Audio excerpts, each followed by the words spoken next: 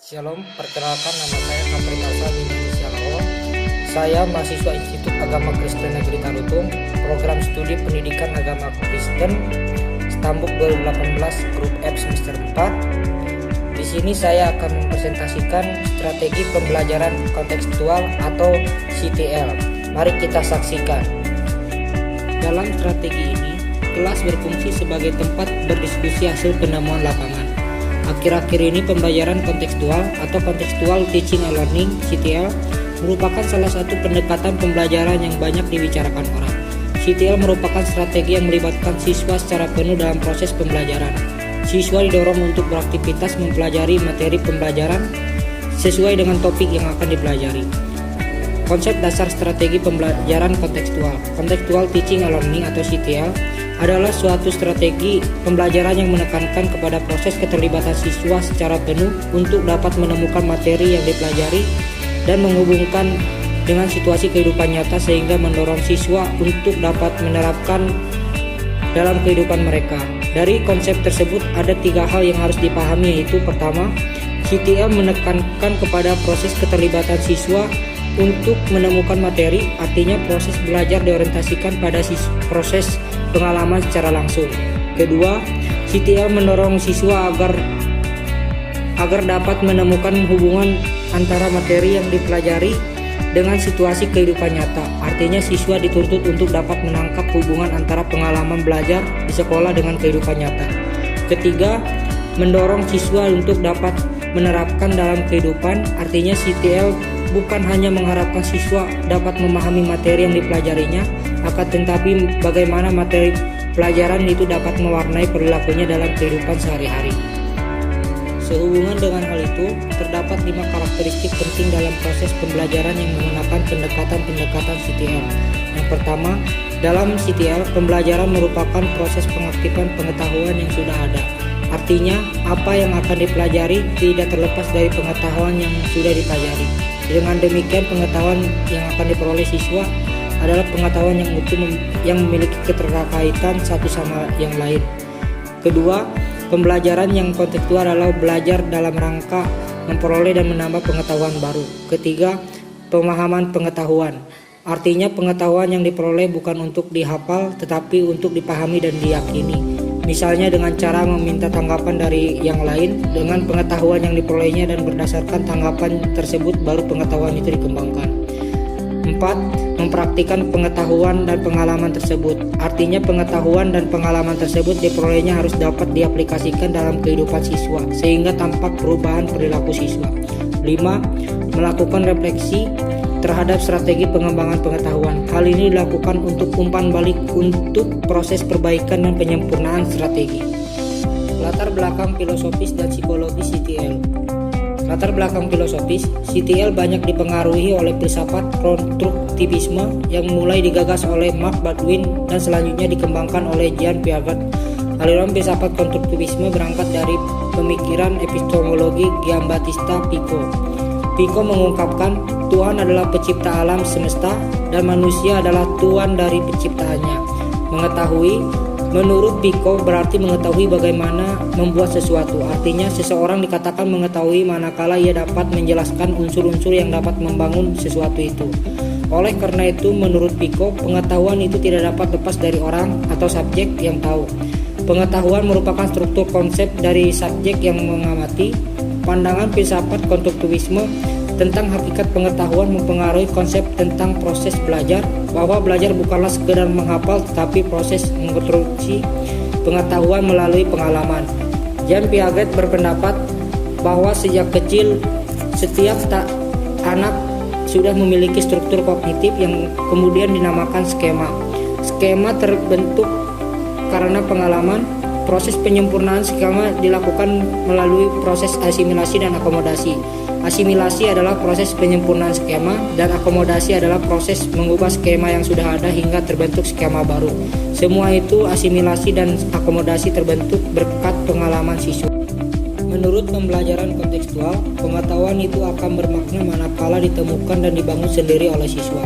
Pengetahuan yang diperoleh dari hasil pemberitahuan orang lain tidak akan menjadi pengetahuan yang bermakna. Pengetahuan yang demikian akan mudah dilakukan dan tidak fungsional. latar belakang psikologis.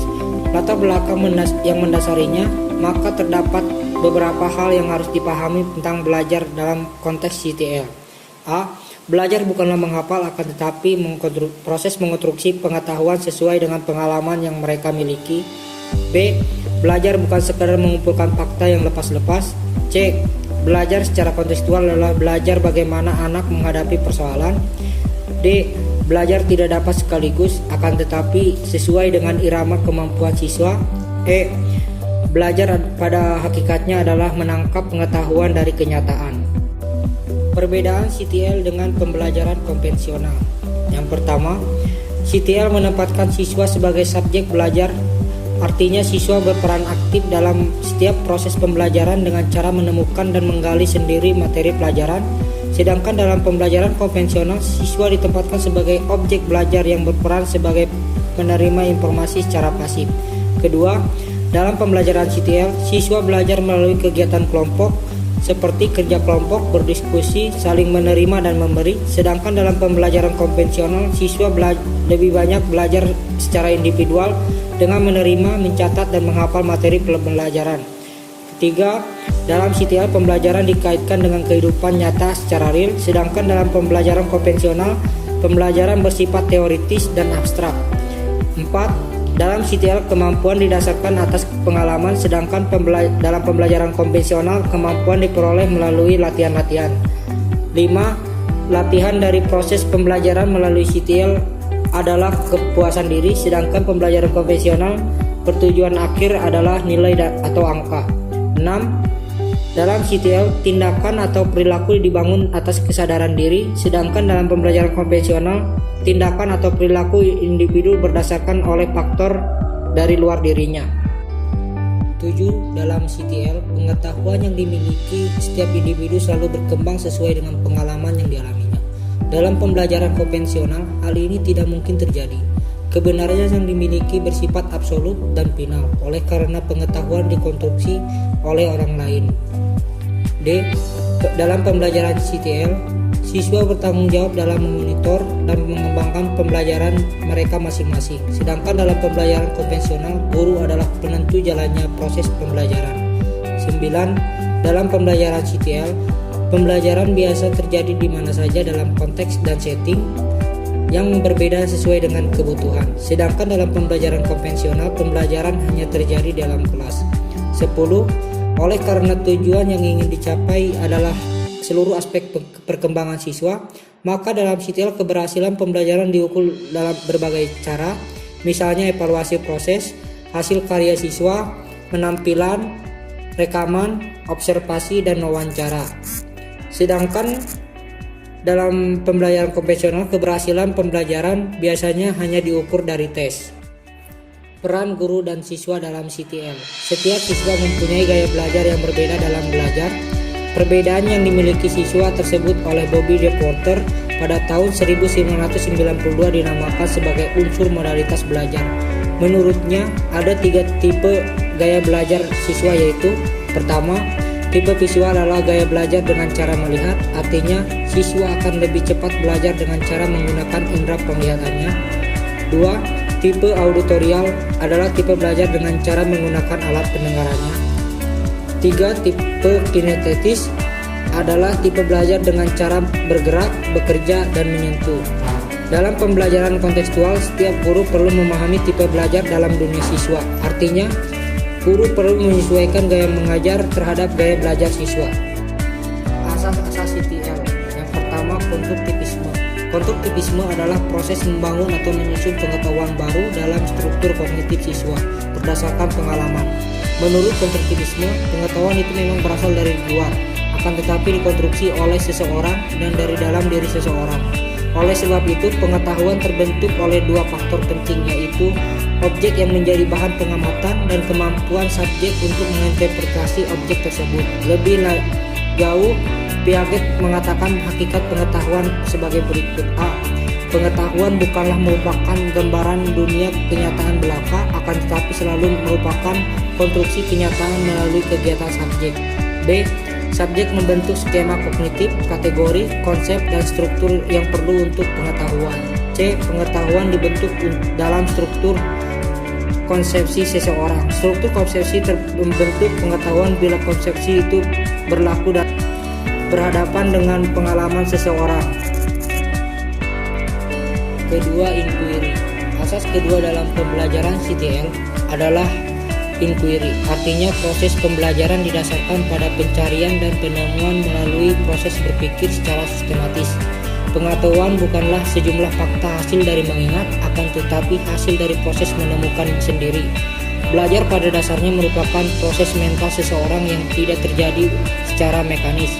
Melalui proses mental itulah diharapkan siswa berkembang secara utuh, baik intelektual, mental, emosional maupun pribadinya. Secara umum, proses inquiry dapat dilakukan melalui beberapa langkah, yaitu merumuskan masalah, mengajukan hipotesis, mengumpulkan data, menguji hipotesis berdasarkan data yang ditemukan, membuat kesimpulan. Yang ketiga, bertanya. Belajar pada hakikatnya adalah bertanya dan menjawab pertanyaan. Bertanya dapat dipandang sebagai refleksi dan keingintahuan setiap individu, sedangkan menjawab pertanyaan mencerminkan kemampuan seseorang dalam berpikir. Dalam suatu pembelajaran yang produktif, kegiatan bertanya akan sangat berguna untuk pertama, menggali informasi tentang kemampuan siswa dalam penguasaan materi pelajaran. Kedua, membangkitkan motivasi siswa untuk belajar. 3. Merangsang keingintahuan siswa terhadap sesuatu.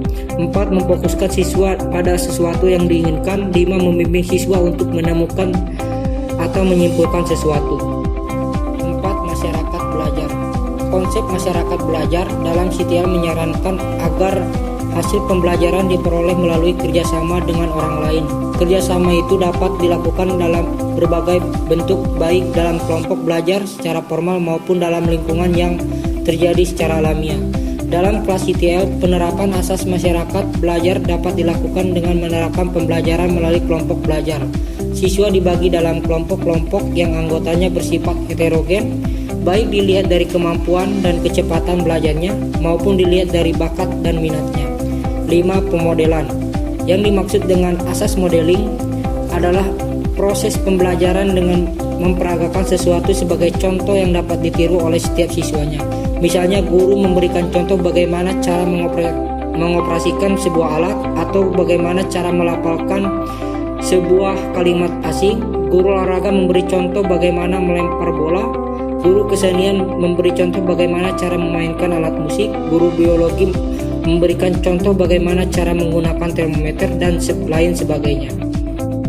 Keenam, refleksi. Refleksi adalah proses pengendapan pengalaman yang telah dipelajari yang dilakukan dengan cara mengurutkan kembali kejadian-kejadian atau peristiwa pembelajaran yang telah dilaluinya. Melalui proses refleksi, pengalaman belajar itu akan dimasukkan dalam struktur kognitif siswa yang pada akhirnya akan menjadi bagian dari pengetahuan yang dimilikinya. 7. Penilaian nyata. Penilaian nyata adalah proses yang dilakukan guru untuk mengumpulkan informasi tentang perkembangan belajar yang dilakukan siswa. Penilaian ini diperlukan untuk mengetahui apakah siswa benar-benar belajar atau tidak. Apakah pengalaman belajar siswa memiliki pengaruh yang positif terhadap perkembangan baik intelektual maupun mental siswa. Kedelapan, pola dan tahapan pembelajaran CTL. Contoh penerapan bagaimana pengaplikasian CTL dalam proses pembelajaran. Misalkan pada suatu hari guru akan membelajarkan anak tentang fungsi pasar. Kompetensi yang harus dicapainya adalah kemampuan anak untuk memahami fungsi dan jenis pasar. Untuk mencapai kompetensi tersebut dirumuskan beberapa indikator hasil belajar. Yang pertama, siswa dapat menjelaskan pengertian pasar. 2. Siswa dapat menjelaskan jenis-jenis pasar. 3. Siswa dapat menjelaskan perbedaan-perbedaan karakteristik antara pasar tradisional dan dengan pasar non-tradisional, misalnya swalayan atau mall. 4. Siswa dapat menyimpulkan tentang fungsi pasar. 5. Siswa dapat membuat karangan yang ada kaitannya dengan pasar. Pola pembelajaran CTL. Untuk mencapai kompetensi yang sama dengan menggunakan CTL, guru melakukan langkah-langkah pembelajaran seperti di bawah ini. A. Pendahuluan. Pertama, guru menjelaskan kompetensi yang harus dicapai serta manfaat dari proses pembelajaran dan pentingnya materi pelajaran yang akan dipelajari. 2. Guru menjelaskan prosedur pembelajaran CTL. 3. Guru melakukan tanya jawab sekitar tugas yang harus dikerjakan oleh setiap siswa. B. Inti di lapangan. Pertama, siswa melakukan observasi ke pasar sesuai dengan pembagian tugas kelompok. 2. Siswa mencatat hal-hal yang mereka temukan di pasar sesuai dengan alat observasi yang telah mereka tentukan sebelumnya. Di dalam kelas, pertama, siswa mendiskusikan hasil temuan mereka sesuai dengan kelompoknya masing-masing. 2. Siswa melaporkan hasil diskusi. 3. Setiap kelompok menjawab setiap pertanyaan yang diajukan oleh kelompok lain. Penutup. Pertama, dengan bantuan guru, siswa menyimpulkan hasil observasi sekitar masalah pasar sesuai dengan indikator hasil belajar yang harus dicapai. 2. Guru menegaskan siswa untuk membuat karangan tentang pengalaman belajar mereka dengan tema pasar. Pada CTL, untuk mendapat pemahaman konsep, anak mengalami langsung dalam kehidupan nyata di masyarakat. Kelas bukanlah untuk mencatat atau menerima informasi dari guru, akan tetapi kelas digunakan untuk saling membelajarkan. Untuk itu, ada beberapa catatan dalam penerapan CTL sebagai suatu strategi pembelajaran, yaitu sebagai berikut. Yang pertama, CTL adalah model pembelajaran yang menekankan pada aktivitas siswa secara penuh, baik fisik maupun mental. Kedua, CTL memandang bahwa belajar bukan menghafal, akan tetapi proses berpengalaman dalam kehidupan nyata. 3. Kelas dalam pembelajaran CTL bukan sebagai tempat untuk memperoleh informasi, akan tetapi sebagai tempat untuk menguji data hasil temuan mereka di lapangan. Yang terakhir, 4. Materi pelajaran ditemukan oleh siswa sendiri, bukan dari hasil pemberian dari orang lain. Demikian presentasi yang saya bisa sampaikan tentang strategi pembelajaran kontekstual. Semoga bermanfaat. Sekian dan terima kasih. Tuhan memberkati.